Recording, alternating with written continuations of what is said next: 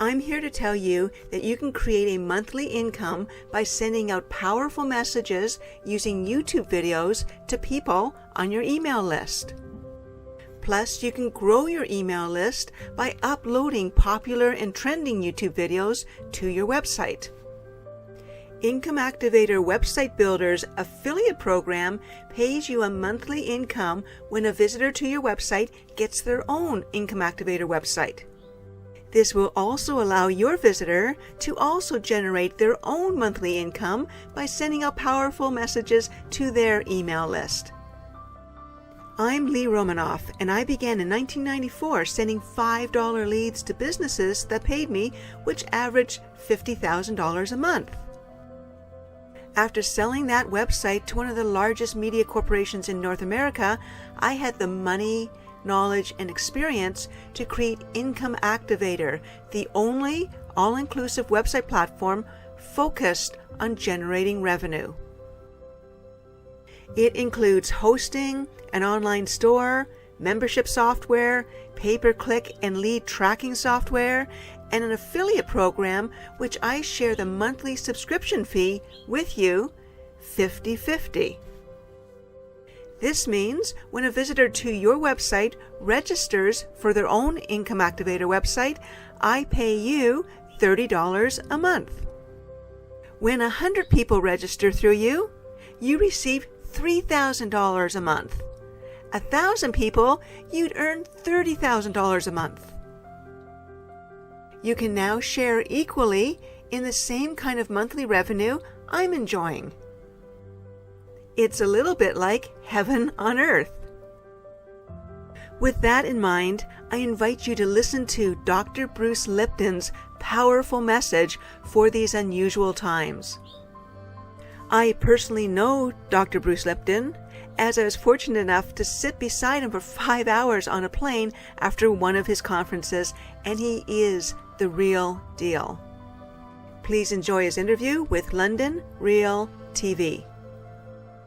This is London Real. I am Brian Rose. My guest today is Dr. Bruce Lipton, the American developmental biologist and epigenetics expert. Your pioneering research at Stanford University revealed that our environment controlled the physiology and behavior of our cells.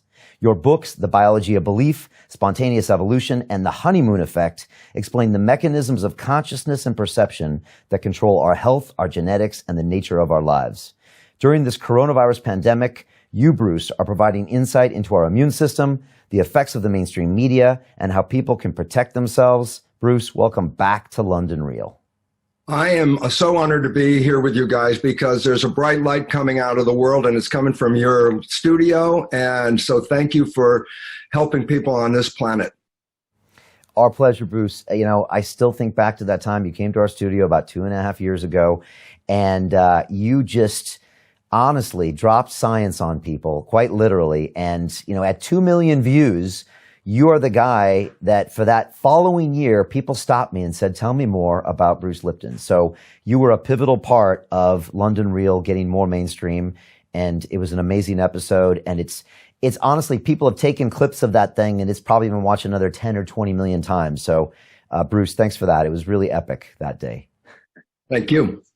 So you're in New Zealand, and I thought we would just jump into talking about what's happening right now because, you know, we are in the middle of London, a very probably different scene from New Zealand when it comes to the effects of the coronavirus. We're basically on lockdown. Our prime minister is in intensive care. We don't know how long it's going to be. You are in a place where I think there's fewer cases. What's going on with the coronavirus? You're an expert in the immune system. Maybe you can bring us up to speed with what you see, Bruce. Yeah, well, let's start with the first understanding is that flu season comes every year. And I say, why is it related to the winter time? And it's an important reason to understand that the viruses that cause the flu generally function better at lower than body temperature. So when we start breathing cold air in the winter, the respiratory tract gets cooler because of the cold temperature than the rest of the body. Well, this makes these cells in the respiratory system pretty prime for a viral infection, especially that works at lower temperatures. So flu seasons come when winter shows up, and then when winter goes away, the flu season disappears because that's not the best environment. So we're facing a flu. Now the issue is this: is it a flu? The answer, it is a flu. They want to make it so special, like, oh, it's not a flu. It's more than a flu. It's a flu. Period. That's what it's about, okay? And the relevance about that is every year we have flu season. It's every year. And I go and I say, what about it? And I say every year about 0.1% of the population will die from the annual flu every year. So why is it so different this year than in previous years? And the significance is this. The flus that come every year are really from the same types of viruses, and that a previous year's flu will mutate and then show up in the next year because it's bypassed the immune system. But the point about it is this: there's an immunological memory of parts of all the different flu viruses that we've had for decades. And so when we have a regular flu, the immune system can fight it, and most people end up with coughing, sneezing, a mild fever. That's the standard thing.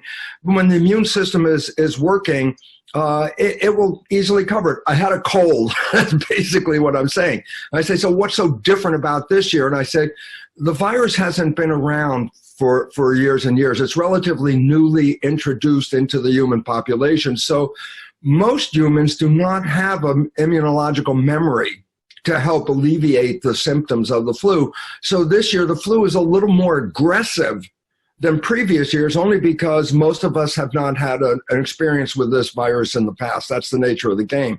So then I say, well, how dangerous is this flu? Well, this is the part that is really freaky, because the first thing is this: we equate the flu this season, the Corona 2019 virus, we equate it with mortality. It's like, what do you mean? I said, everyone's talking about, oh my God, we can die. And I go, well, you can die every year. That's not any different. I say, so what's different? I said, it's a little more aggressive. I say, so why is it relevant? I said, okay, the symptoms are a little more aggressive. I say, well, you die from the symptoms. I say, if you have standard medical treatment, even the aggressive form that causes respiratory distress is manageable. As long as we have ventilators, as long as we have antivirals, as long as the hospital isn't under a crush, this isn't lethal. I said, yeah, but people are dying. I go, every year, the same cohort or group of people are affected and die from the flu. And I said, what cohort is that? And I said, people who, first of all, are very old, who are in nursing care, whose immune systems are already weakened just because of their age. And secondly, those people who are already compromised. They have a problem already, whether it's a cardiovascular or cancer or diabetes. They already are compromised. These are the people who are the likely ones to succumb from this particular flu. They've always been this way. Every year, 0.1% to about 0.5% is a range. And I say, well, what about this year? And they go, oh my God, 3 to 4%, which is like 30 or 40 times more lethal. I go, wait a minute, where'd you get that statistic? The way you get the statistic is you take the number of people who died and divide it by the number of people who have the virus. I go, okay. So I said, well, what's wrong here? And I'll tell you what's wrong is when they've tested like a whole city, like in Italy, in Vo, Italy, for example, they tested the population and they found that more than half of the people that have the so-called COVID-19 virus, more than half of them have no symptoms at all. I say, so why is that relevant? I say, if you take all the people who have the virus, whether they have no symptoms or whether they have symptoms, that's a very large number compared to the number of people who went to the doctor and got reported to have a virus. So I say, why is it relevant? I say, if you take the very large number of people who have been exposed and who have that virus, and then divide that into the number of deaths, guess what? It's not 3 to 4% at all. It's below 1%. I go, well, now you're in the range of a normal flu. And I go, well, yeah, exactly. But the fear that has been generated by this is the biggest problem of all, because people have to understand about the immune system. The immune system is designed for internal protection. Anything that gets in my body, parasites, viruses, bacteria, the immune system's function is to fight that. And I say, does it use energy to have the immune system? I go, of course. If you've ever been really sick, you probably didn't have enough energy to get out of bed sometimes. I say, the immune system uses lots of energy. I go, so what? Well, then here comes the problem. There are two protection systems. The immune system protects me on the inside. The adrenal system, which is called fight or flight, protects me from threats on the outside. I go, so why is it relevant? Well, let's give a scenario here. You have a bacterial infection. You might have a bad case of diarrhea coming, and you're being chased by a saber-toothed tiger. Question, if I had to divide the energy in my body to protect me from the flu or bacteria and from the tiger, how would you split the energy distribution between those two? And Brian, this is really relevant. I mean, ask you, if you're being chased by a tiger, you got a flu, what proportion of the energy of your body do you want to use to run away from the tiger? And what proportion do you want to use to fight the bacteria? It's a pretty clear answer. I hope you see it. Probably 99 to 1 is probably what I would do. Exactly. So right away, that's the fundamental principle. Fundamental principle is this. I distribute energy in the body where I need the energy. And when it comes to threats and survival, if it's a threat from the outside world, I need to put all the energy into that. So I say, fine. I say, how does this work? I say, when we perceive a threat, when we believe and perceive that we're being chased by that saber-toothed tiger, the body releases stress hormones. I go, yeah, so what? That gets me ready. I say, gets you ready for fight or flight. I said, what does it do to get you ready? And this is the crux of the problem. The stress hormones do is take the energy of the body, stop funding with energy those functions that are not necessary to run away from the tiger. Because what you want to do is you want to get all the energy possible into the arms and legs, which is the blood. The blood carries the energy. I want all the blood in my arms and legs. Why? Because I need to run away from that tiger. So I say, so what happens when stress hormones are released in the body? And the first thing is this, all functions not related to running away from that tiger are shut down to conserve the energy. So I say, well, what does that mean? I say, when stress hormones are released into the body, they cause the blood vessels in the gut to squeeze shut. I go, why?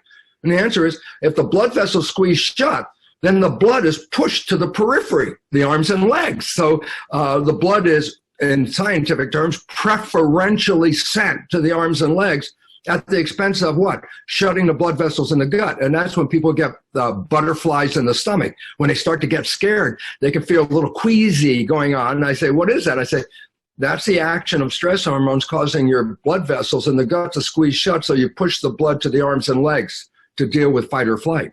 Okay, so the first thing is this. When you're in fear, you shut down the growth and maintenance of the body. It's very simple. Why should I fund those things if the tiger's chasing me? If the tiger catches me, then maintenance of the body is not my problem anymore. So the first step in a stress response is stress hormones shut down the visceral functions of maintaining the body, filtering, cleaning, repairing, replacing things. And I go, okay, that shuts down my growth as I get ready for protection. I go, yeah. And here's the other fact, and this is the one that's relevant. The immune system, as I said, uses so much energy that when it's engaged, we may be so depleted of energy, we don't have any energy to get out of bed. I say, well, again, if I'm being chased by the tiger and I have the bacterial infections, the hell with the bacterial infections. It's time to run away from that tiger. Fact of life. This is it. Stress hormones shut down the immune system to conserve energy so I can run away from the threat. And I go, it's so powerful at shutting down the immune system that stress hormones are used, listen, therapeutically. I go, what do you mean? If I am going to transplant an organ from one person to another, the recipient of that transplant, their immune system, by definition, is going to try and reject the transplant because it's foreign tissue. I say, so what do doctors do before they transplant an organ? I say, they give the patient stress hormones. Because when they get the stress hormones, it inhibits the immune function from rejecting the graft. So what's the point? My God, stress hormones are so effective at shutting down the immune system that they use it therapeutically to stop the function of that immune system. So I go, so why is it relevant? I go, because we're put into fear. And everybody who listens is now afraid. The difference between, let's say, last year's flu season, I'm coming on the news and I go, the flu season's back this year, and as usual, you have to take care of yourself, and about 0.1% of the population will have severe problems with this, but that's annual. That's the way it is. Or I come on this year, and I say, my God, the flu is here. We're all going to die. Millions of people are going to die. And all of a sudden, it's like, that's a different news report than last year. That scares the hell out of me. And now I'm afraid. And why fear in this particular case? Is it the way it emerged? Is this one actually more contagious? Is that what happened? Or is it just an anomaly that fear came with this flu? What made this happen? You're going to put me on an edge here because I can talk about the natural reason. If the flu is coming, we want to have people take care of themselves. But with the idea of attaching to that flu a fear of rampant death, that changes me from last year, like, oh, I can get the flu. I get the flu every year. I cough, I sneeze, I'm okay. Everything's great. This year, oh my God, if I get the flu, I'm going to die. Well, all of a sudden I go, that is a profound change on the physiology of any listener who listens to that. So they want to help us, they say, and I go, the way they're helping us is making things worse. They're throwing gasoline onto the fire with the way we're dealing with this. So that fear response is making it worse. And that's what you see when you look at this thing from all of your years of study and understanding epigenetics and the immune system. You see something that's a self-fulfilling prophecy, a positive feedback loop, as we see in science, where it's just exacerbating the problem and creating the problem. And it started off with a little fear here, and now it's spread. The fear is spread like a virus, and then the virus is spread like a virus. Absolutely. So the fear feeds the virus. Exactly. That's what feeds a virus, because let me just, again, the immune system's job is to allocate that energy from running away. So let's look at it historically. You say, wow, that's really detrimental to the system if the stress hormones are going to shut down growth and they're going to shut down the immune system. Well, that's a terrible design. And I go, when the system was designed, the only fears that we had was to run away from the saber-toothed tiger. Once you run away from that tiger, there's no more fear. I go, so fear was only used for a very short interval of escape. And I say, and what about today? And I go, today fear is 24/7, 365. The system was never designed for prolonged fear and stress as we are experiencing in today's world. And therefore, we have thrown this thing so out of balance just because the concept of the fear is all it takes to shut down the immune system. Wow. So this was destined to happen with all of these mobile phones buzzing in our legs that put us in fear of things around the world that we can't control. Was it a matter of time before that exacerbated with the right or wrong flu virus that maybe this was going to happen? Well, I have a feeling that the fear is much more powerful in influencing us than the things like the cell phones and the energy fields and all that. Let's go back, because a big fear is, electromagnetic fields. That's been a big fear, and there should be a concern, because biological systems employ electromagnetic fields and vibrations and energy in controlling and manipulating the biology. So if the energy fields around us are altered, they surely can have an effect. And I say, well, is everybody affected by this? And I say, look, when we were afraid because high power, high tension lines, the ones that carry the big load of electricity, and people live underneath those lines, they assessed, is there any difference in the health of people who live under the high power tension lines? And they find out, yeah, for sure, people are affected. You got, more health issues of people living there. And then I go, is everybody affected? And this is where it comes down to the important part. No, not everybody was affected. Those that were affected were already under stress. So stress exacerbated the problem. Those people who weren't under stress, living under these lines, have no problem. So stress is opening up our system from attack, from anything from electromagnetic fields to viruses. And we have to understand that stress is the bigger problem in the immune system. Okay, now, how do we deal with that stress? That's the big question. And I know you've written a book about this, but also now we're in these strange times as well, that our stress has been exacerbated, not just by the news, but the lockdown and even more. So what's your advice to people? Well, the first straightforward advice is this: we have to maintain our physiology and our health. And so basically I say, well, how do you do that? And I go, it's not that difficult. The number one thing is this: first of all, eat food that is good for you, not industrial farm, but organic, natural, healthy food. Industrial farm food is loaded with chemicals that influence our system in a very negative way. All you have to do is look at a farmer out there in those industrial farms spraying the crops. They're all wearing hazard suits. I go, my God, they're spraying my food and they can't be in the field with the spray because it's toxic and they're putting it on the food. There's something to think about in that picture right there. So taking care of your nutrition, number one, is important because we nourish ourselves. And if you shorten the supply of nourishment, of course, you're going to be open to sickness. Number two is to take advantage of vitamins and supplements and things to support us because our food isn't that great.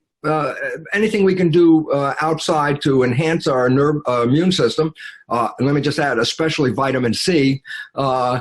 When we support ourselves that way, we strengthen the immune system. And then third thing is watch what you're thinking.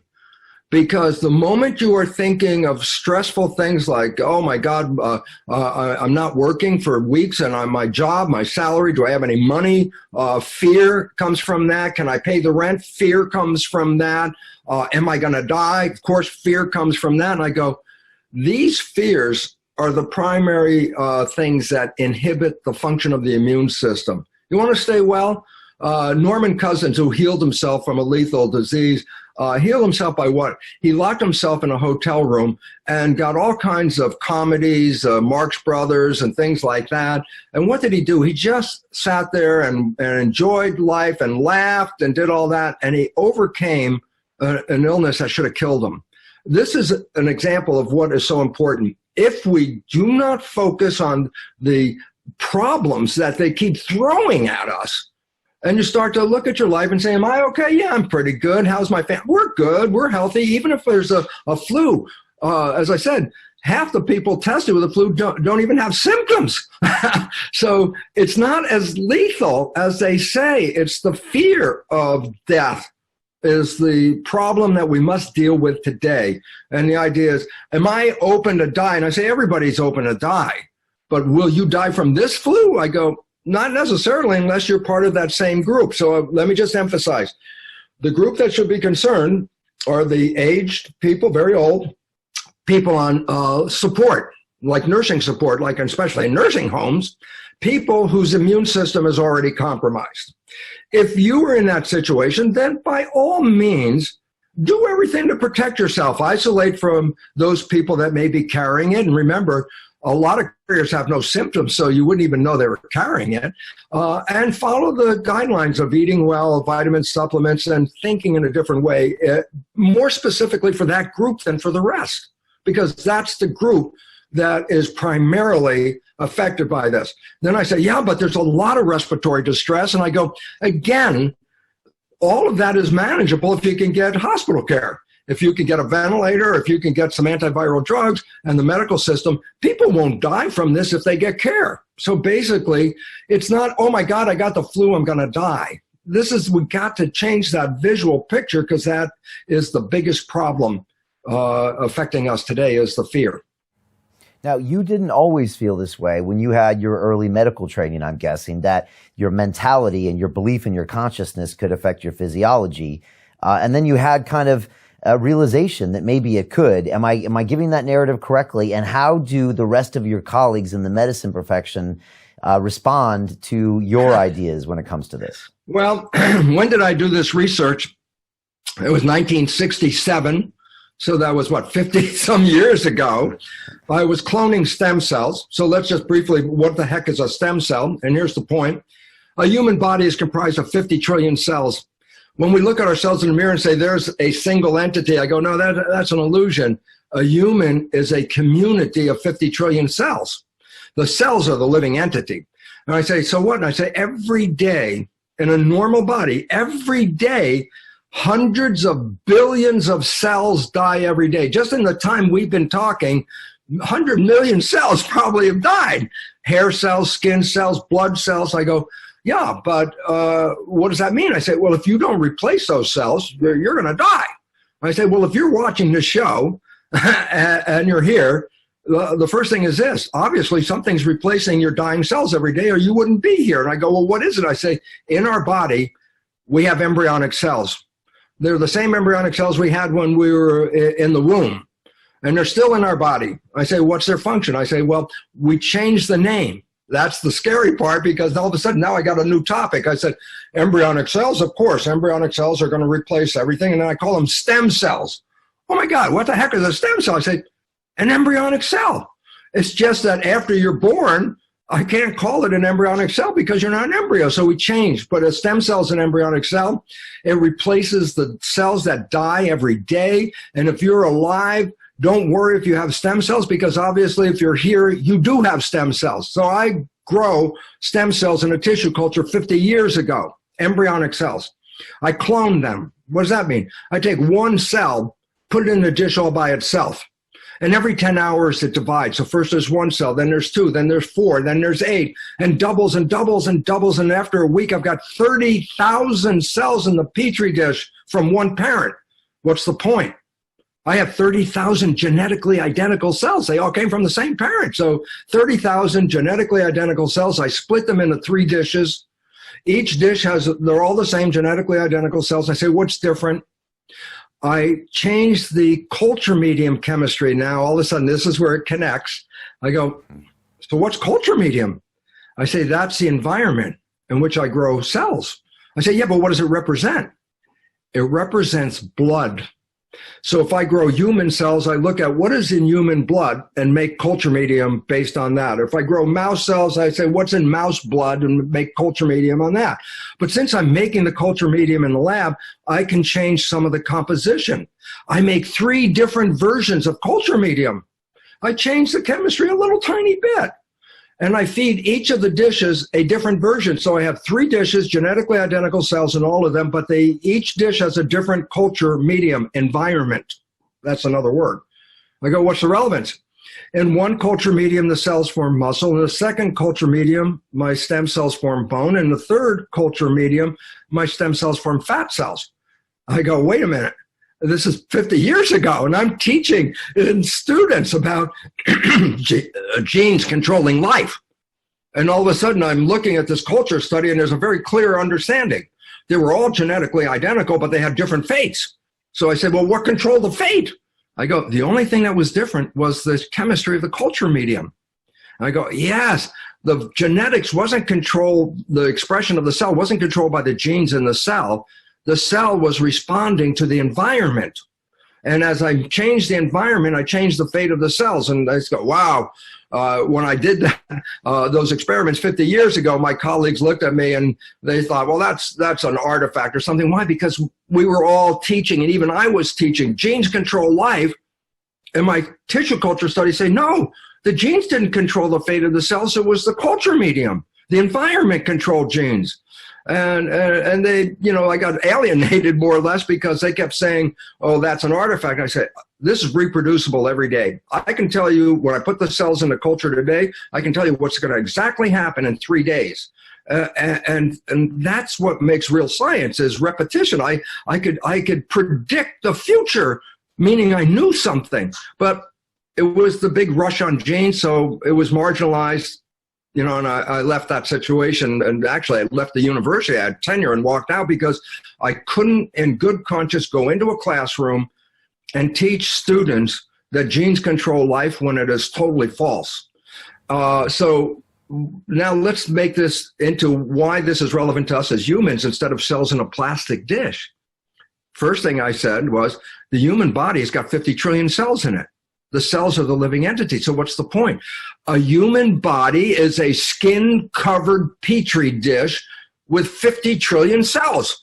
And I go, yeah. And I say, and there's a culture medium, the original culture medium, blood. And I say, so what's the point? I said, it didn't make a difference if the cell's in a plastic dish or the cell's in the skin-covered dish. I don't care where the cell is. The cell responds to the environment, which is the culture medium in a plastic dish or the blood in the human dish. And I go, why is it relevant? The chemistry of the blood is controlling the fate of your cells. I go, so why is it relevant? And then all of a sudden you start to recognize this, is that if I change the chemistry of the blood, I change the fate of the cells. I go, yeah, that's what the lab experiments showed. Different environments, different fate. Then we're coming to a conclusion on this. Hold on one second. Here it is. The conclusion is this. The cells in my body are in a skin-covered petri dish. They're responding to the chemistry of the blood, which is the culture medium, which determines their fate. And then all of a sudden, the most important question, there's two. Who's the chemist? Who's in the lab? I made the culture medium, but in your body, who's the chemist that puts the chemistry into that blood? The answer is the brain is the chemist. And then comes the most important question of all. What chemicals should the brain put into the blood? Because if you change the chemicals, you change the fate of the cells. So here's the answer. Whatever picture you hold in your mind, the brain translates that picture into chemistry that complements that picture and puts that chemistry in the blood, and the body responds to the picture in your mind. And I go, why is that relevant? I said, I could have a picture of health or I could have a picture of fear. I say, well, that's different chemistry. When you're in love, the brain releases love chemistry, which is like dopamine, pleasure. That's why falling in love, oh, it's so great. It's pleasure. It also releases oxytocin, which bonds you to the source of your love. It releases another chemical, vasopressin, that makes you more attractive to your partner so that your biology is now, advertising, I'm a healthy, happy person, vasopressin. But the big one is this. Growth hormone is released into the blood when you're in love. And I go, so why is it relevant? I say, then tell me what is the consequence of a picture of love? I said, the chemistry of the body provides extreme health. That's why people, when they fall in love, they glow, they're so healthy, everything's like, oh my God, I love my life. I go, that's chemistry, okay? Now let's just give today's chemistry in fear. I say, well, what's the chemistry that comes out in fear? I go, oh, none of that love chemistry is coming out here. A picture of fear in my mind causes stress hormones, cortisol, things like that, and factors that shut down the immune system. They're called cytokines. And so the blood of a person in love has a different chemistry than the blood of a person in fear. And the thing that people have to understand is this. This is like, now comes the critical moment of what? And I say, a cell can be in growth or a cell can be in protection, but a cell can't be in both at the same time. I go, what do you mean? I say, growth, I move to a stimulus, like someone I love or something I like, I move to it, and I'm open. I take it in. Love, I want to be open. I want to assimilate it. Joy, I want it open. I want to take it in. And I say, so growth is going to a stimulus, open. I say, what about protection? I go, oh, if there's a stimulus out there that you are fear of, you don't go to the stimulus, you go away from the stimulus. I say, do you stay open? I say, absolutely not. You close yourself down to protect yourself. So I say, what's the point? Growth, you move to the stimulus. Fear, you move away from the stimulus. Growth, you stay open to take it in. Fear, you close yourself down to protect it. And I go, oh my God, you can't do both of those at the same time. And all of a sudden you start to realize our biology is now based on whether we're open to be in love or we're closed because we're in fear. And I say, well, here we are today, ladies and gentlemen. This is the state of fear that is compromising not just your growth and maintenance of your body, but it's shutting off your immune system, opening us to disease. And this is the biggest problem that we have to face is, what is your consciousness? Because your consciousness is going to control the fate of your biology. And then you go, wow, I go, that's the new science of epigenetics, number one. But let me add this, Brian, because this is, I think, the most important fact, and it's really hard for people to take this fact in, but it's a fact of science. And that is this. the most valid science on planet Earth is called quantum physics. There is no science that has been tested more, affirmed more, proven to be more truthful than quantum physics, the most truthful science on the planet.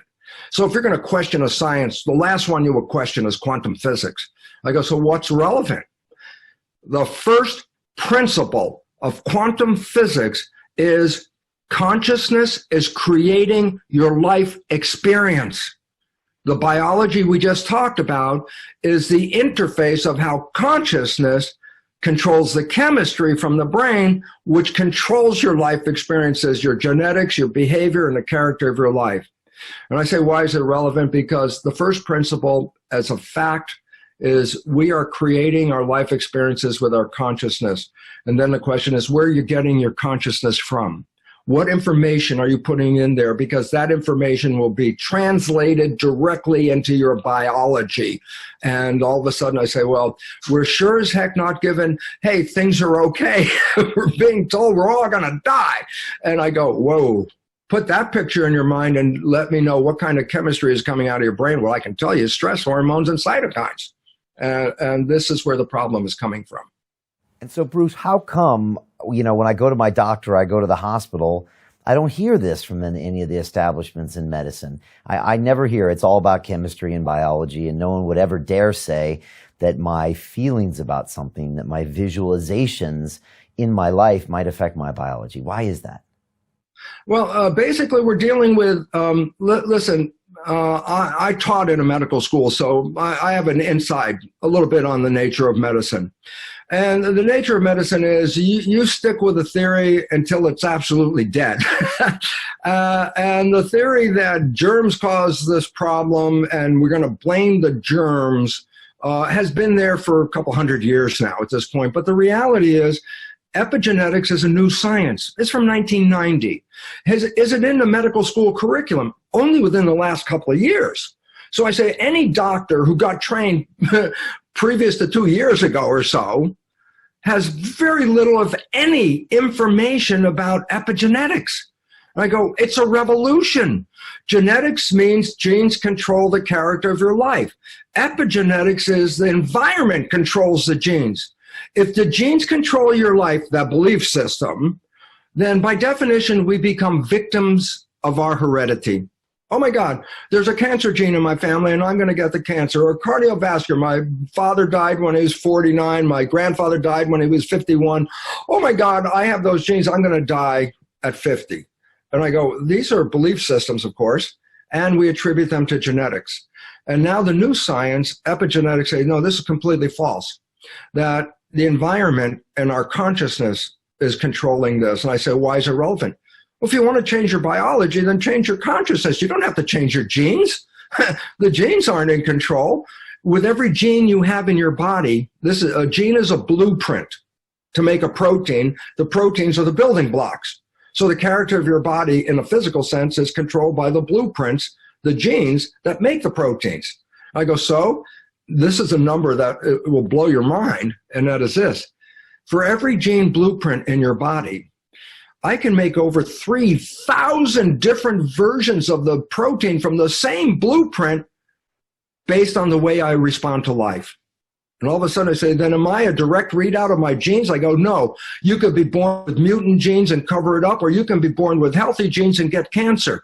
The genes are just the blueprints. How you use the blueprints and how they're going to function is not based on the genes.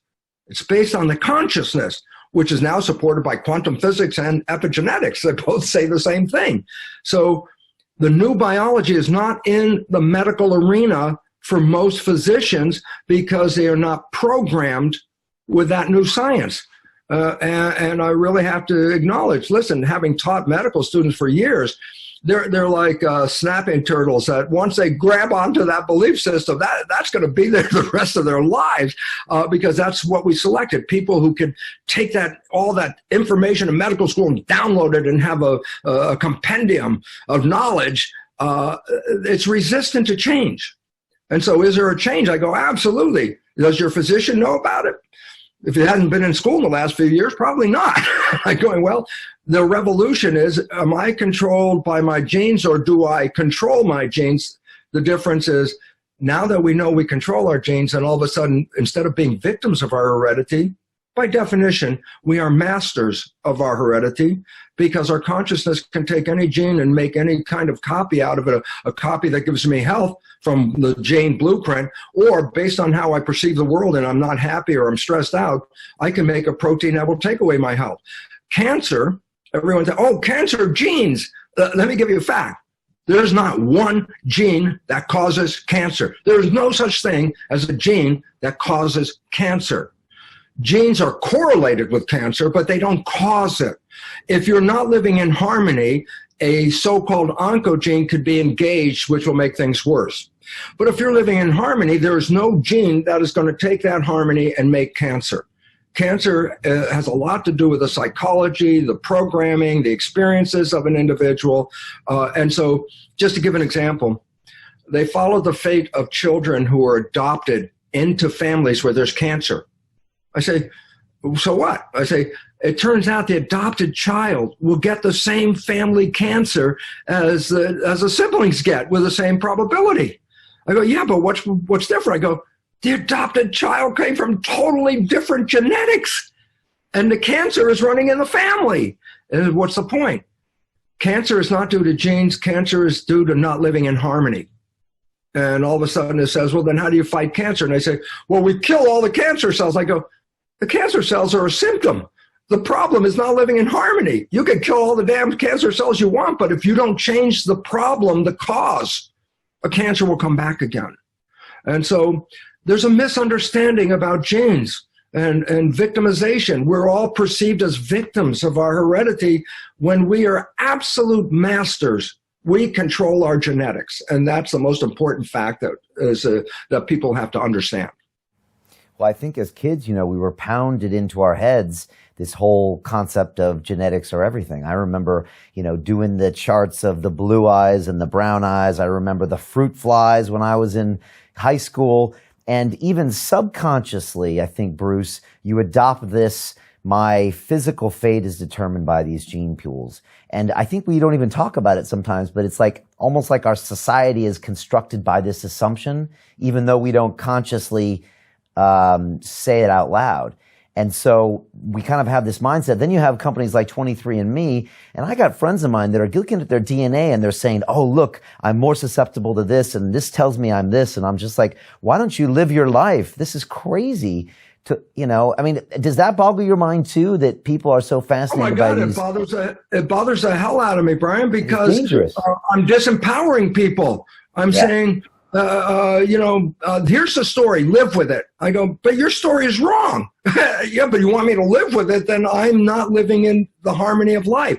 And I think it's an important point to bring up here, Brian, is that we talk about the mind controlling biology. And I go, yeah, the mind.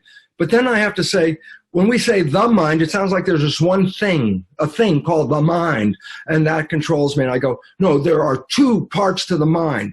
They're interdependent, meaning each part to the mind has a different function and learns in a different way.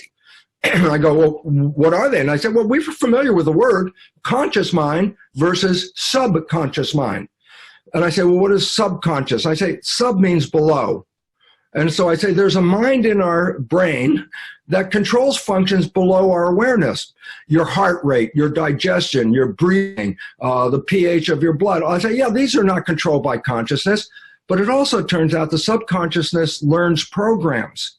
And so therefore, there are programs that are downloaded into the subconscious. This is a very good point to bring up right now. It refers back to the virus, okay? What is a virus? I need to bring this in, then we'll come back. And I say a virus is a structure that conveys information to a recipient cell. I say, well, oh, now that's complicated. What am I talking about? So let's simplify it. I have a memory stick for a computer, and that memory stick has programs in it. And if I plug that memory stick into the computer, it will download the programs, and if the programs are virally infected, nice word, the programs will infect your operating system, and in the process distort the function of the system. That's why, oh, we're clearing viruses out of the computer. I say, what is a virus? It's information that went into the program. So what is a virus in biology? It's a memory stick that plugs into a cell and deposits a piece of programming that will take over the programming of the cell. I go, is the virus alive? I say, it's no more alive than a memory stick for a computer. It's exactly what it is. There's no life to it. It doesn't breathe. It doesn't have metabolism. It is a capsule with a program inside, and the surface of this capsule binds to specific cells, injects the program just like a memory stick, sticks the program into the computer. Is the virus alive? No. It has no character of life at all. It's just a memory stick.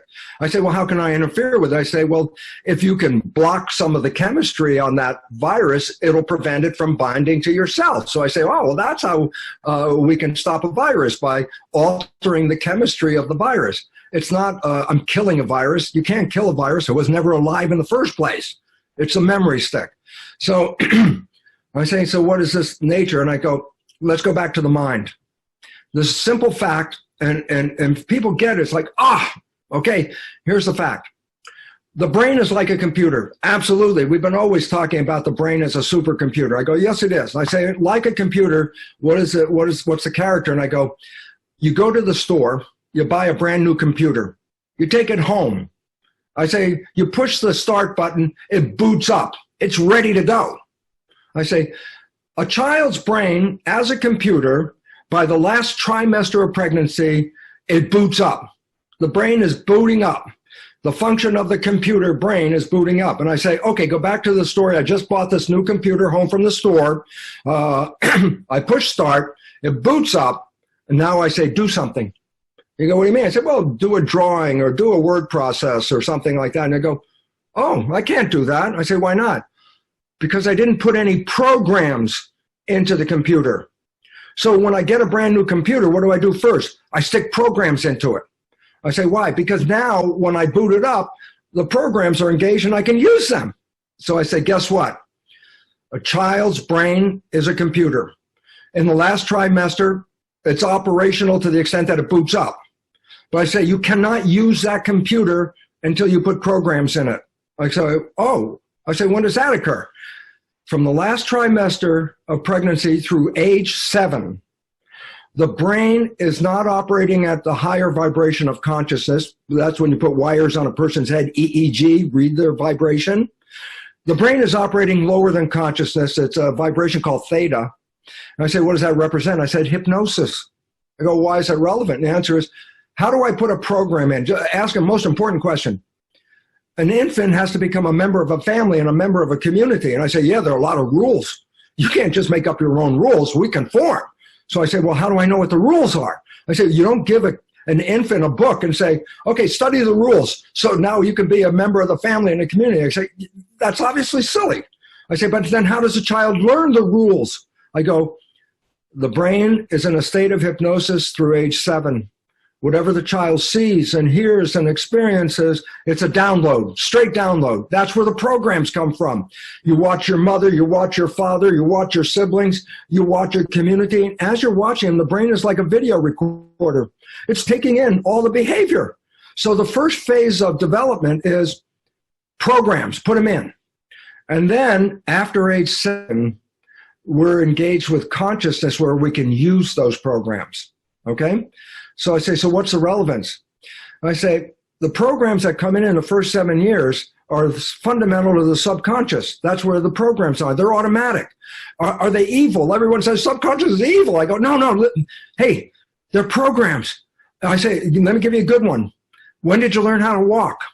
Oh, before you were 2. Are you still walking? Yeah. You could be 100. Are you still walking? I go, yeah. I say, guess what? That's from the program you got when you were 2. Do you drive a car? Have you been driving it for a while? Guess what?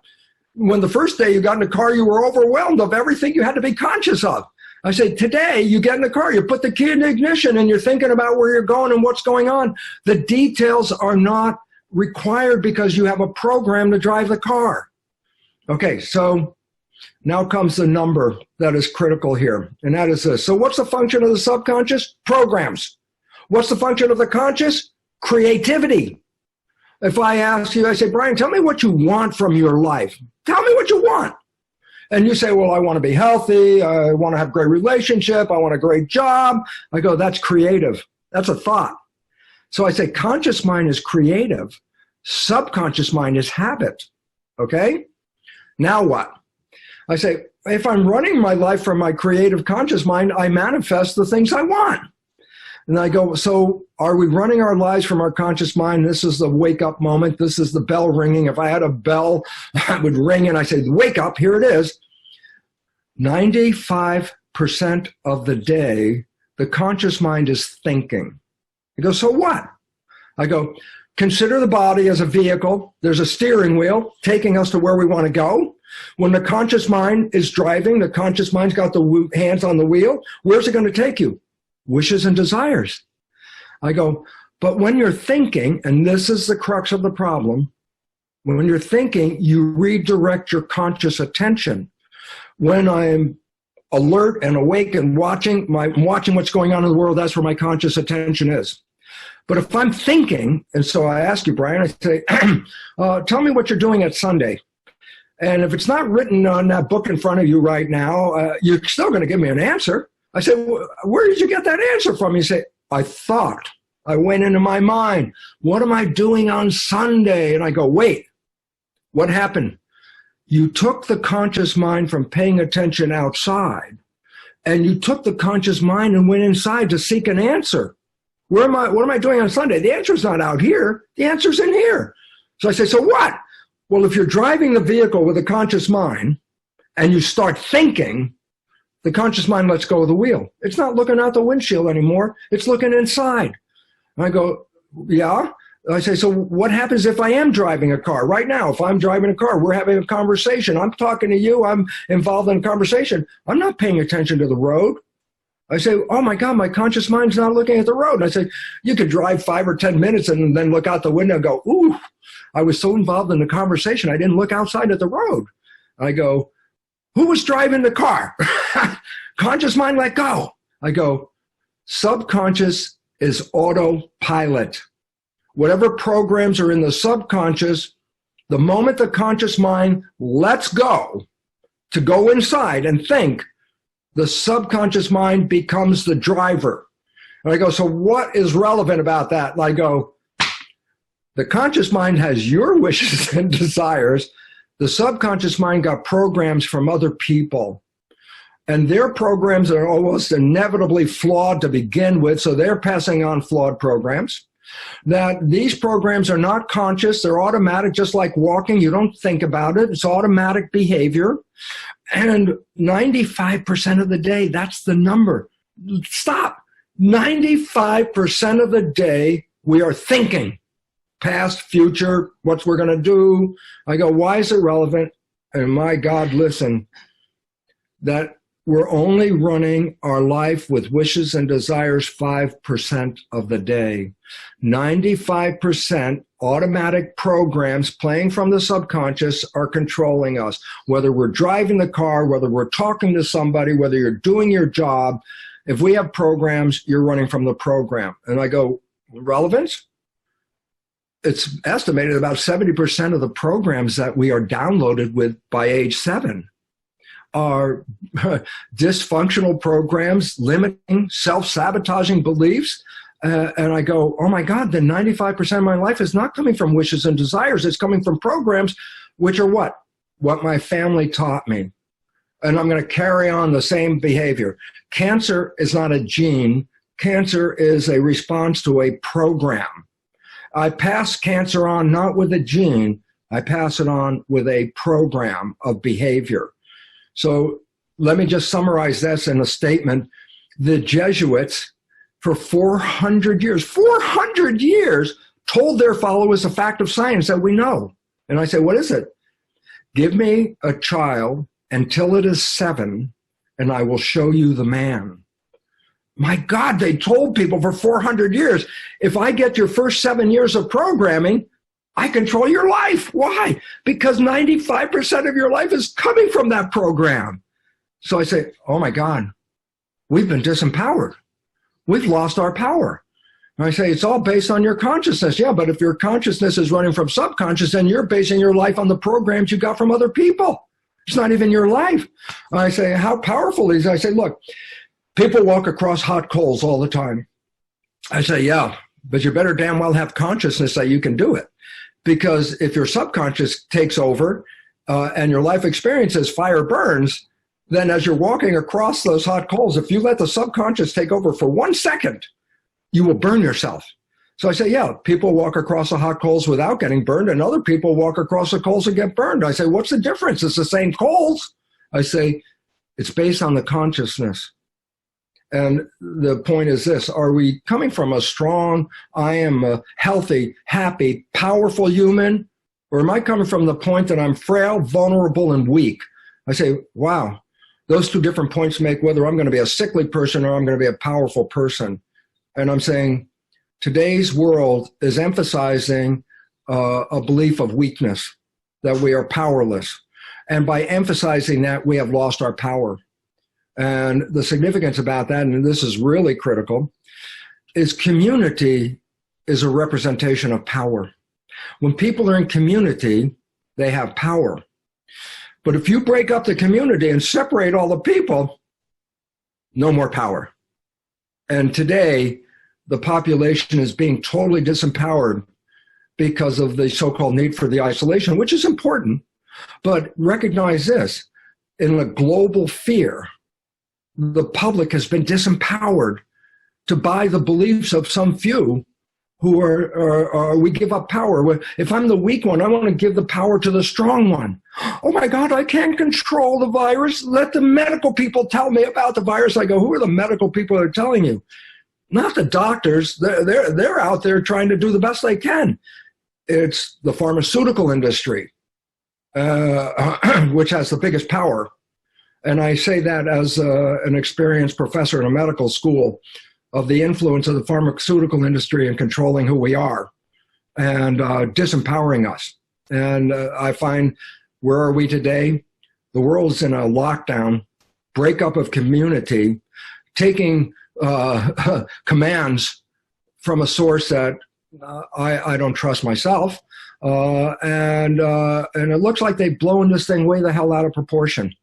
Because, as we mentioned, this is a little more aggressive than a normal flu because it hasn't been around before. But if your immune system is in good shape, you've got no problem. But if I can weaken your immune system, you become vulnerable. I say, how do I weaken? I say, they're already doing it. Right. The media is weakening your immune system every day, and we're victims of that.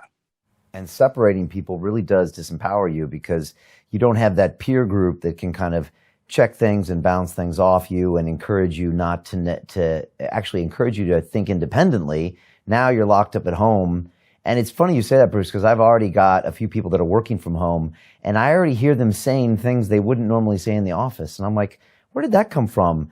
And I think it's coming from their family or their roommate, or it's some, weird idea that they wouldn't normally have in their life, because I think they've been disempowered. And another thing I just thought of is every morning when I walk, I used to walk to the tube stop, I say a list of affirmations to myself. And these are all of my future goals that I want to be true, and the behaviors that I know I don't always default to. I say them out loud of the places I want to go in my life. And the reason I do that is because, as you said, I know my subconscious default has all sorts of trapdoors in there.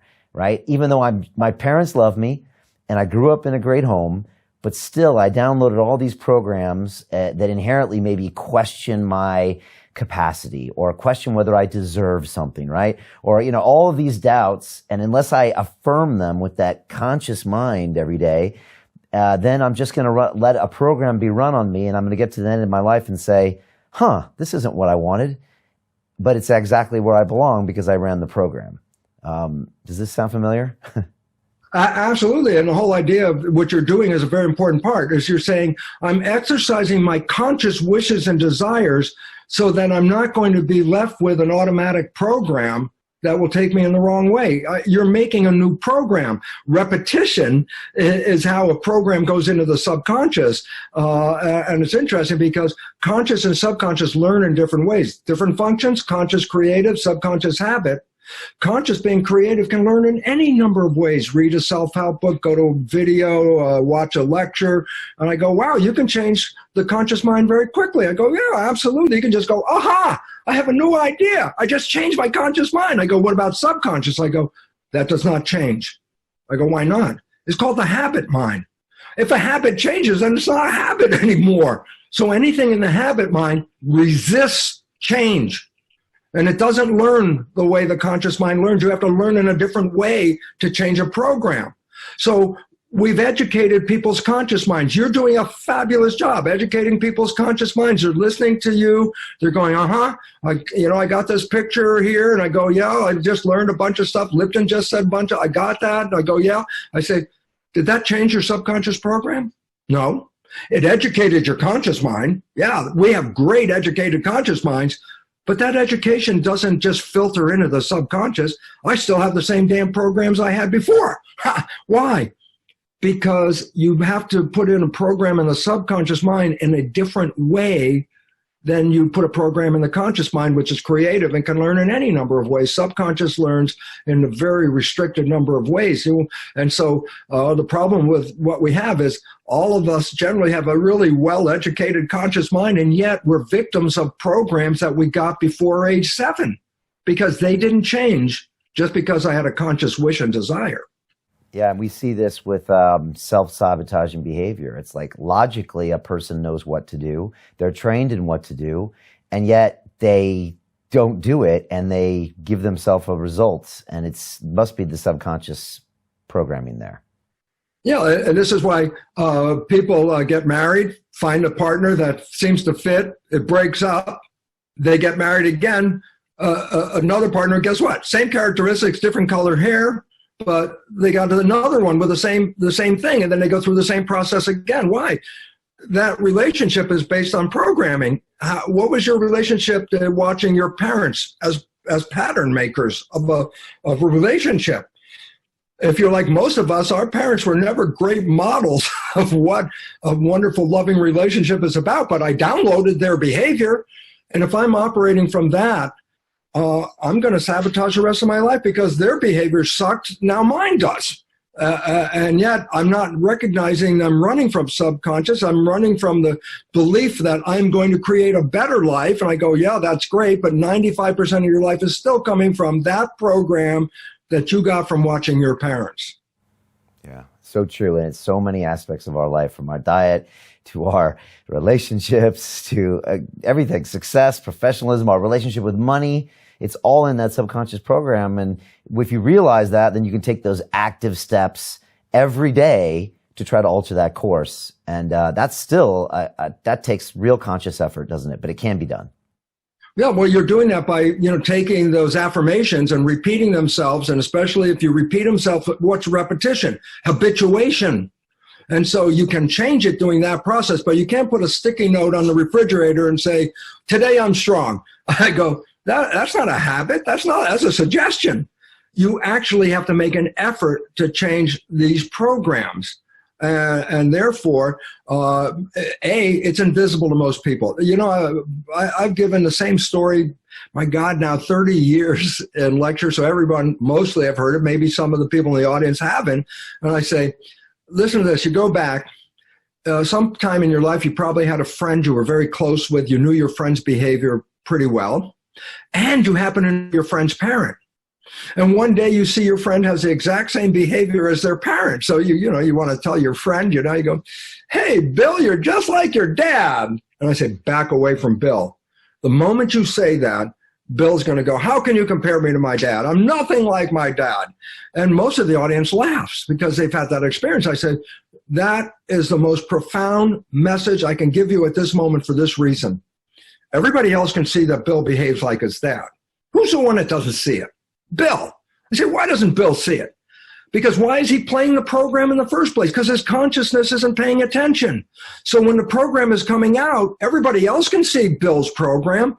Bill can't see the program because his consciousness is not looking at what he's doing. His consciousness is thinking. The behavior is automatic. So I go, so what's the relevance? I say, that's the most profound story in the world because we are all Bill. 95% of the day we're playing these programs and we're the ones that don't see it. What we see is the result. And so I say, what does it mean? I say, well, let's say I'm trying to make a great relationship and I'm failing at relationships. I'm failing. And my conscious mind's going, you can do better. You can do better. I go, where's the problem? And the problem is this. When you're in that relationship, are you operating from the conscious mind or are you starting to think again? Because at the moment you start thinking, you're going to play the same program that you got from your parents. Are you going to see it? No. What are you going to see? It's not working. And I go, and this is the crux of a bigger problem. I'm trying to make a relationship. It's not working. They're the problem. That's the problem. There's the problem. I go, you didn't even see it, just like Bill, that we have manifest our own reality through our subconscious programming that we didn't see. And we perceive ourselves to be victims. That's the whole game of this world. If you're a victim, you give up power. Because if I'm a victim, then I can't do it. Somebody else will do it.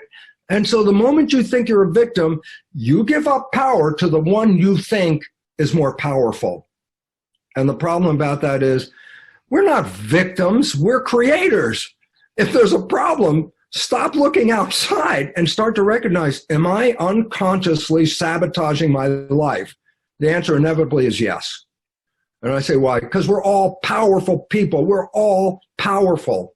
And I go, then how come we have so many victims? I go, oh, it's programming. It's not your biology. It's your programming. If I program stupid programs in you, you become stupid. What can I say? And if you don't know you have a program like Bill, and you don't see you're sabotaging yourself, then you're only left with one conclusion. The world is interfering. I'm a victim. And I go, no, you're a creator. But if you don't see what you're creating, then all you see is the result. You don't see your own participation like Bill. You don't see it. And as a result, your behavior is sabotaging you, and you're the one that doesn't see it. Yeah, this is such powerful stuff. I hope people can meditate on this and watch this back, 3 or 4 times. Bruce, what's the spontaneous evolution and the sixth mass extinction event? Because this is something that is really yours, and I'm hoping you can explain it to us today. Well, we should understand it because we're in it. So let's understand what it is. In evolution, we've had some gradual picture of evolution in a Darwinian theory that says that evolution occurs in invisible little changes over millions of years that change from organism A to organism B. Imperceptible changes, and it's just a gradual change.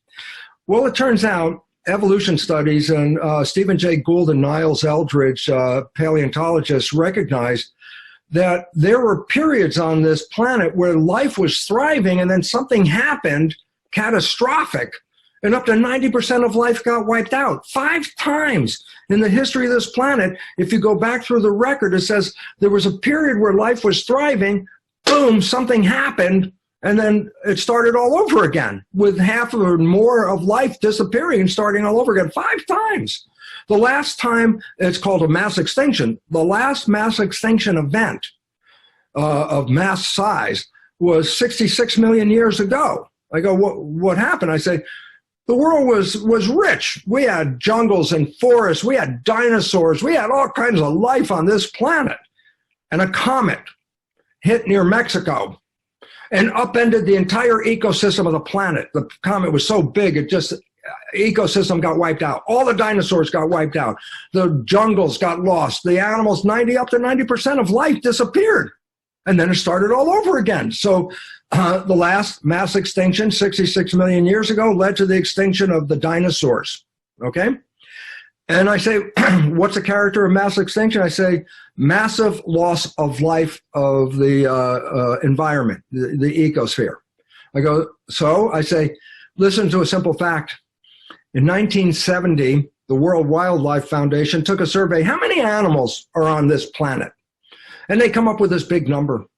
Well, they just did the survey again 2 years ago.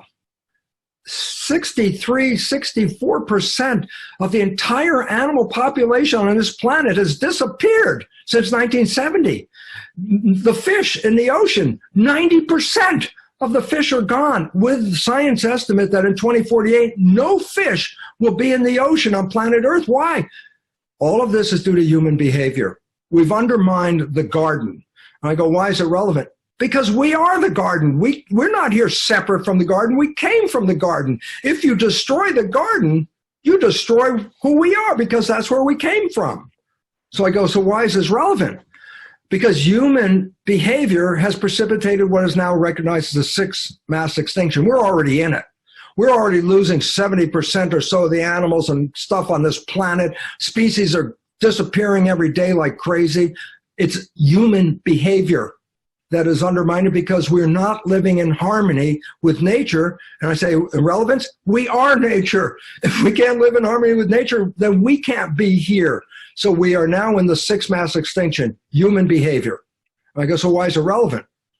Because it's a calling that says, look at the world around you. It's collapsing. That the coronavirus is just another symptom in a world that is not understanding harmony, health, and peace. And that we're beginning symptoms all over. The world's global chaos. There's religious wars, racial wars, economic collapses, political collapses. It's not in one country. It's happening around the globe. Was it a coincidence all this is happening at once? I go, absolutely not. It is recognized. NASA did a major study on this situation. They said within a couple of decades, we will face, and listen to the word, irreversible collapse of industrial civilization. We're facing that today. Look what's happening in industrial civilization. It's shut down right now.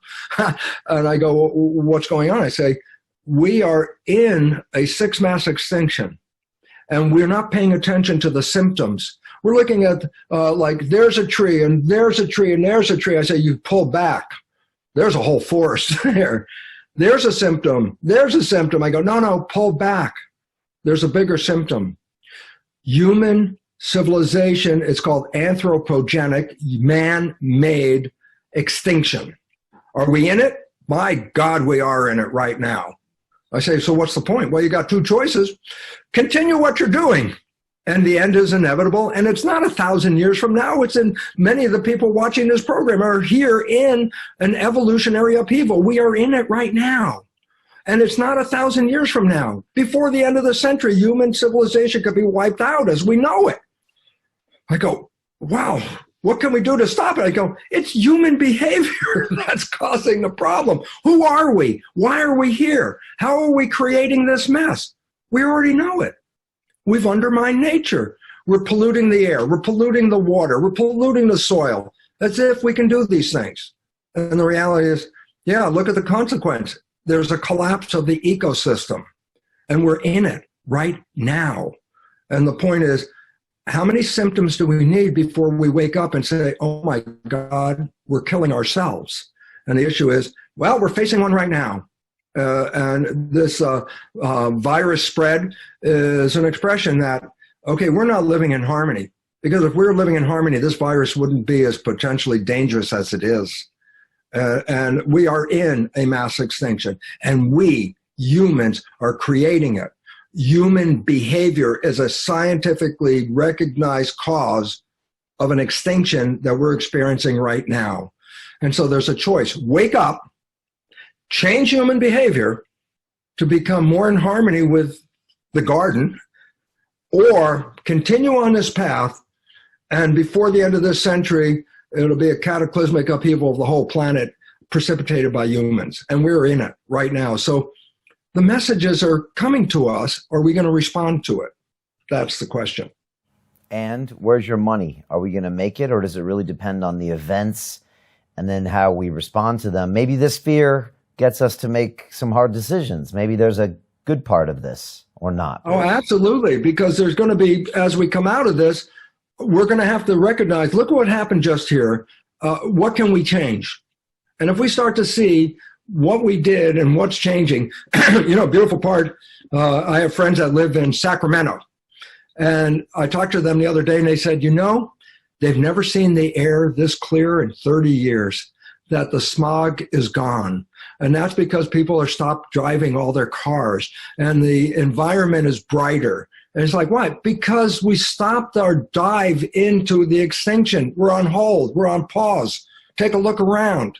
This is a time for us to say, do you want to go back into the same behavior or do you want to create a more sustainable life?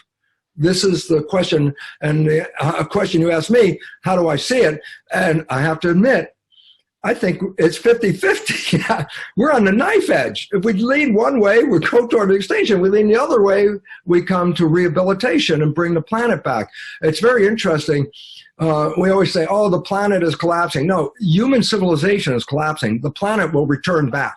I go, what do you mean? I say, Chernobyl and Fukushima are two areas that have the exclusion of humans because we're locked out of the radioactive zone. And I say, you know what? Both those places have the highest, richest population of animal and plant life now compared to all the other regions around. I said, what do you mean? I say, it's grown back. The animals have come back. Everything is growing back. Chernobyl is a forest, not a city now. I go, why is it relevant? As soon as humans stopped and got out, the system came back in just glorious health again. Here in New Zealand, there was an area that was overfished, and they said, okay, we're going to put a moratorium on no fishing in this area. It's an exclusion. You can't fish in this area. I think it's 5 years now. And guess what? When they go down and do the survey, the fish population is back to where it was before humans were here. And it basically says, the earth is strong. The earth will recover. Will we recover? Well, that depends on, are we going to learn something? If we learn something, there's opportunity. And if we don't learn something, we're going to continue that same pathway toward extinction. Let's just cut down the rainforest so we can have more McDonald's burgers. I'm going, what? The rainforest, that's the lungs of the planet. That cleans the air. That takes the pollution out. And I say, cut it down. And I say, what's the result? I say, we're going to die from doing this stuff. You can't just do it. We have to recognize we're an integral part of nature. We're not separate from nature. That's been our programming. Oh, nature exists and humans are separate. I go, no, nature and humans, one and the same. And if we don't learn to live in harmony with the garden, then nature gets rid of anything that throws the balance out. That's what a garden is. Very important point.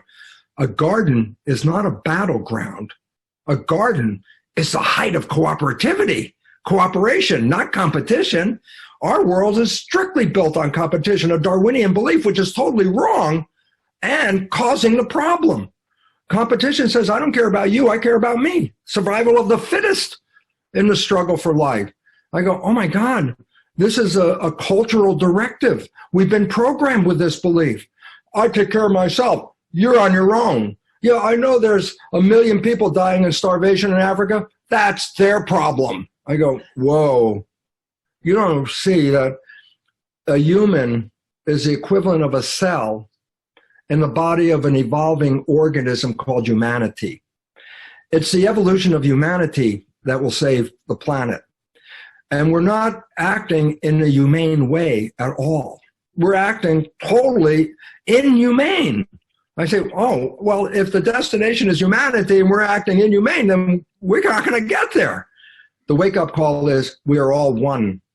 All the people on this planet are part of one species, one super organism. And the harmony that's showing up now is people, guess what? Not depending on the government. They're depending on the community. I go, yes, evolution is community. And this is an example for people to say, don't wait for the government to protect you. They're so far behind what's going on that we have to take care of ourselves. I go, the evolution of community is coming back. That is the nature that will save us in this planet right now. So we might be seeing glimpses of what this could be with the community, with all these things cleaned up, with the canals of Venice crystal clear, and like these things, you know, maybe this is a moment where people can get some perspective. We're going to have to see, right? Well, we're in it right now. So it's like, hey, this is live time. Evolution's going on. Look out the window and watch it, because it basically says the structure that got us to this point is the structure that is the problem. And so the breakdown of government is a fundamental element to allow us to evolve, because the government way it's running is keeping us back. That it's not leading into what the new science of physics and epigenetics and biology is saying. It's all based on community, and we're still survival of the fittest. And it's like, no, it's not survival of the fittest. Competition is the biggest problem, because it says, I don't care about you, I care about me. And if I have enough money, I don't care about you. And I said, well, that is anti-evolution. It's Darwinian theory. It is wrong. We didn't get here from some slow, gradual increase. We now know there have been punctuations where life was thrown out and then started all over again, that we're in one of those punctuation moments right now. And to recognize this is not a new event on the planet, but new is that we are the cause of it, and therefore we are the solution if we want to own it. And that's where the problem comes from. Yeah, well, you're echoing back some of the themes of our latest documentary feature film called Reconnect, Bruce. And these are a lot of the themes, and it centers on 3 ayahuasca ceremonies I had in Costa Rica with Dennis McKenna in 2018. And a lot of these themes of cooperation, of looking at the environment, of looking at who we are as people and our separated relationship with nature come up. And even you have a cameo in that film at the end, Bruce. So I'm going to send you a copy of that. It's out on our website right now. You know, I wanted to close on this concept you have called the honeymoon effect. And, you know, maybe that's a great way where we can close to talk about people, how you can create, you know, this life that is this, like you say, heaven on earth. And it's perfect for the timing of where we are now, but also perfect for when we get out of this mess. How do you explain this concept to people? Yeah, I'm glad you brought it up, Brian, because basically it says this. I've been talking about the fact that our lives have been programmed by what we learned in the first 7 years, and that 95% of our life is coming from these programs, up to which 70% may be self-sabotaging or, you know, limiting beliefs. And I go, yeah, and I said, but you know, there's some experience called the honeymoon. I said, what's the honeymoon? Now, let me use it with people, but I want you to recognize this. The honeymoon doesn't have to be with another person. The honeymoon is being in love. Being in love with people, another person, that's our conventional insight. But listen, if I'm a gardener and I love gardening, when I'm out in the garden, I'm in a different consciousness. If I'm a chef and I love to cook a great meal, when I'm cooking that meal, I'm in a different consciousness. I'm being in my creative, loving space. Okay. And I say, so what's relevant to being in a honeymoon? Well, number one, by definition, a honeymoon is the most wonderful state of life. It's heaven on earth. That's it. When you're in a full honeymoon, it's like, oh my God, you know, your life could be every day, blah, blah, blah, blah, blah. You meet this special person. The next day, 24 hours, you walk away and go, God, life is so beautiful. I love life. Everything. Oh, the food's better. Even a stupid job's not so stupid. I'm enjoying my life. I go, yeah, blah, blah, blah. You're every day. And then in 24 hours, all of a sudden you're experiencing. I said, what is the foundation of this biologically? And here's the answer. Conventional story we went over. 95% of your life is coming from subconscious programs, most of which are defective and causing the problems that we have on this planet. I said, but what happens when you fall in love? And here's the answer. You stop thinking. You stay what is called mindful. I mean, what? Well, if you've been looking for this person your whole life, they show up in your front of your face. Is this a time to think and disconnect? I go, absolutely not. This is time to be there. This is time to be present. Oh, I've been looking for you my whole life. I'm enjoying this moment. I'm loving this moment. I goes, what's the relevance? You stopped thinking. I go, why is that important? I said, because the moment you're thinking, your behavior is now controlled by the program. I say, but when you stop thinking, you stop defaulting. I go, so what does that mean? I stay conscious. I say, yeah, but what's conscious? Creativity. And as long as I'm in a conscious state, I am going to use my creative wishes and desires to, you know, put my hands on the wheel and drive toward heaven on earth. That's where we ended up. I go, how'd you have heaven on earth? I said, you stop playing the programs of limitation. I go, oh. So by staying conscious and not thinking, my conscious is now controlling my behavior. I go, absolutely. And I go, so what? I say, well, this period called the honeymoon is so fabulous because we're expressing who and what we want to be. That's our wishes and our desires. And then I say, well, how come the honeymoon for so many people is short-lived and then it goes away and then it's like regular life? And I go, because as long as you stop thinking, you are creating from wishes and desires. But in spite of even being in a relationship, you still have jobs, you have chores, you have responsibilities. I go, what does that mean? I say, well, at the moment you start thinking about the chores and the job and the responsibility, your behavior is now controlled by subconscious. And all of a sudden you fall back into a program that you had before you fell in love, which was, this is a freaky world. And now when you fell in love, this is heaven on earth. And then I say, and then what happens? Well, you start thinking. And I say, why does the honeymoon end? And here's the beautiful part. Simple. When you fall in love, you're operating from conscious mind, so is your partner. I say, why is it relevant? Because the programs in the conscious mind are the ones of wishes and desires. So when you fall in love, you're both engaging in creating wishes and desires, manifesting heaven on earth. Then I say, what happens? I say, well, during that time period, are you playing any of the negative programs? I go, absolutely not. I'm not playing programs. I'm playing live wishes and desires. And I go, then what? I say, well, somewhere down the line, you might be thinking. And you say, let's say I have to do my job. I got to go to work. I got to do this. And your partner, you and your partner have been creating heaven on earth up to this moment. Your partner comes in, asks you a simple question. But where are you? I'm thinking. So I say, then the behavior that's going to come out at this moment, is that you or your program? And the answer is program. I say, then what? I say, well, then I'm going to, behave as a partner like my father behaved to my mother as a partner, which wasn't really good at all. And I say, then what happens? If I'm thinking, my loving partner, we've had honeymoon, comes up, asks me a question while I'm thinking, my response is not coming from my wishes and desires mind. It's coming from my program. I start to behave like my father, and I respond to my partner going, blah, blah, blah. And she looks at me and goes, what kind of behavior is that? Who are you? Where did that come from? And the point was this, that behavior was always in there. It was subconscious, but I didn't play subconscious programs during the honeymoon because I was playing wishes and desires, who I really want to be.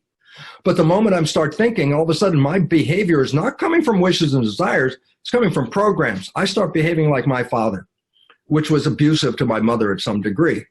And I say, why is it relevant? Because I'm in this loving honeymoon relationship with my partner. Then all of a sudden she sees me behave in a way that she's never seen me before. Why? I'd never played these programs when I was in the honeymoon. But now that I'm thinking, these programs show up. And the first program that's negative, she looks at me and goes, wow, what kind of behavior is that? And then she has to look and say, she'll say, can I live with this behavior? And in her mind, she goes, well, pretty much most of the time, Bruce is a pretty good guy. But apparently every now and then he has a stupid behavior. I can live with that. I compromise. I'll accept that sometimes he's like that. I go, that's the first behavior that came out. As more thinking goes on, other behaviors start to show up that are not very good because I got them from my family. And every time a negative behavior comes up, my partner looks at me and goes, do I want to stay here with that programming? And compromise. And there's a point actually where many people say that's enough. This relationship is over. And then two people are looking at each other who were greatly in love and now looking at each other as, who the heck are you and where did that come from? And now we're separating, we're arguing, we're fighting. And I go, what the hell happened?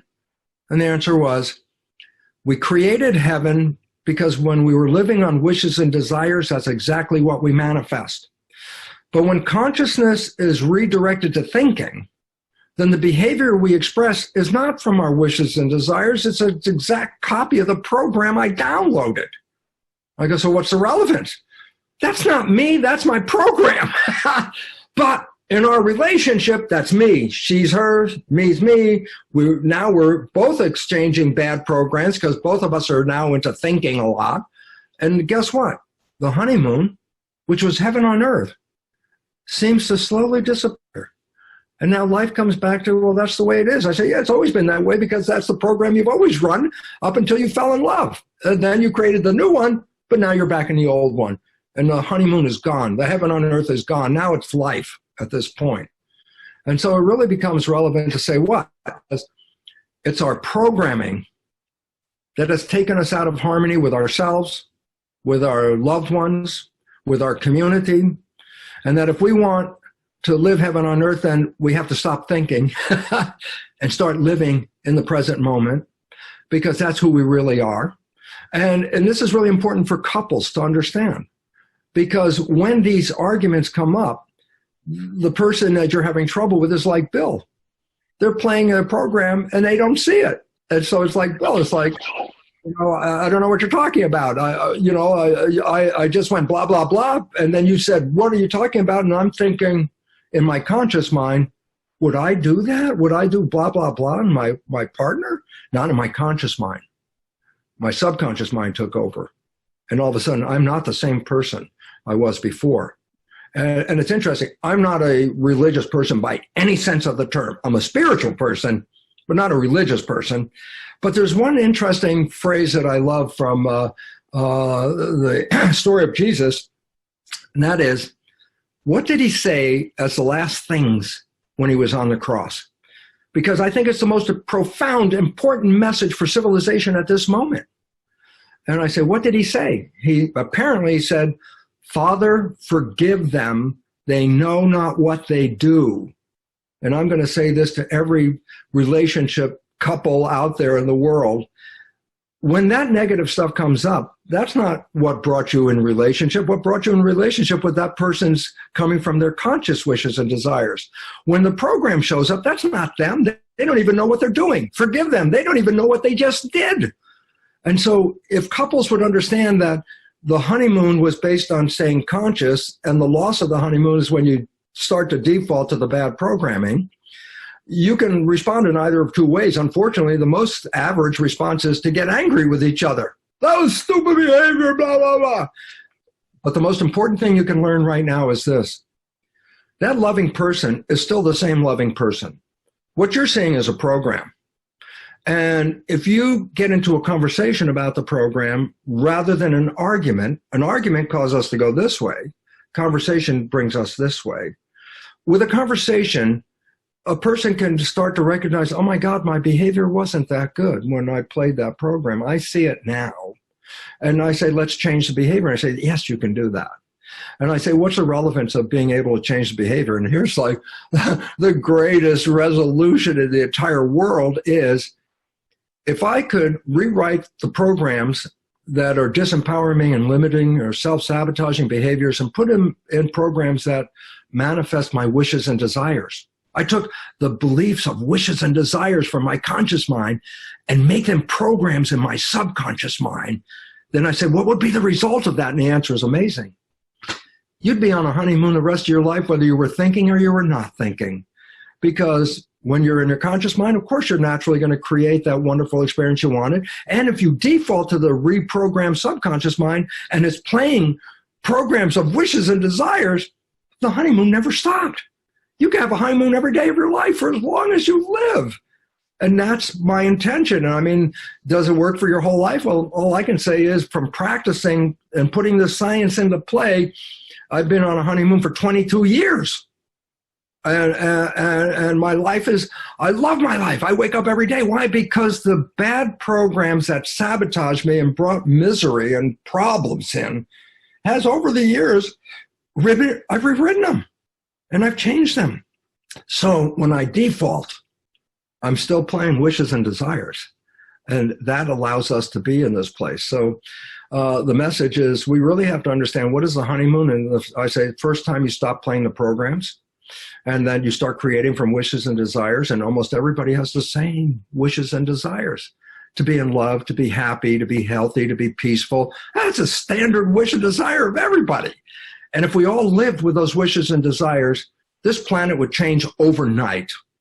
We would have harmony. We would have peace. We would have nature, community, environment. But until we change those subconscious programs, then we become victims of the program and not creators of our life. And when this is understood, then people could say, wait, I have a choice. I say, you do. You can play the programs you're playing, or you can rewrite those programs and take power back. And that's our destination. Bruce, I hope the 3 billion people on lockdown can listen to that last 10 minutes, because that could change the game entirely, even for our planet. When I listen to you, Bruce, I have so much hope. And, the last 90 minutes, you reminded me why you are probably one of the most unique individuals I've ever met. And I met a lot. But, seriously, you bring in the medicine, you bring in the science, you bring in the consciousness, you bring in the mindset, and you weave it all together in a way that makes so much sense. And I know people are watching this and just it's resonating in a big way with certain aspects of their life, and they're seeing it for the first time ever. I mean, I am now. And Bruce, I've got a 3-year-old and a 4-year-old son. And so they're at home, and I'm very... You're in programming period right now. I know, and I'm very conscious, and my wife and I joke that, like, when they came out, they just opened the hard drive, and everything goes in there. Everything. And you start to see it with their behaviors where they start mimicking you.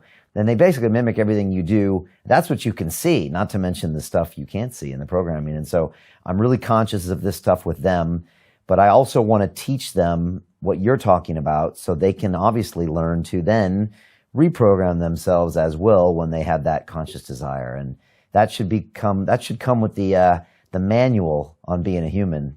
Everything you just said, Bruce, and the books of you and the biology belief. And, people love you, Bruce. They love your stuff. And I think it's the mentality you have and the science and all of your incredible intellectual properties. So I don't know. I got to take my hat off to you, sir. It's amazing stuff.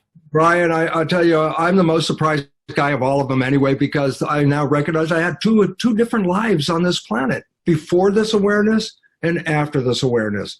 I would never go back in this life. I'm 75, happy as can be, have no age concept because that's a belief system as well.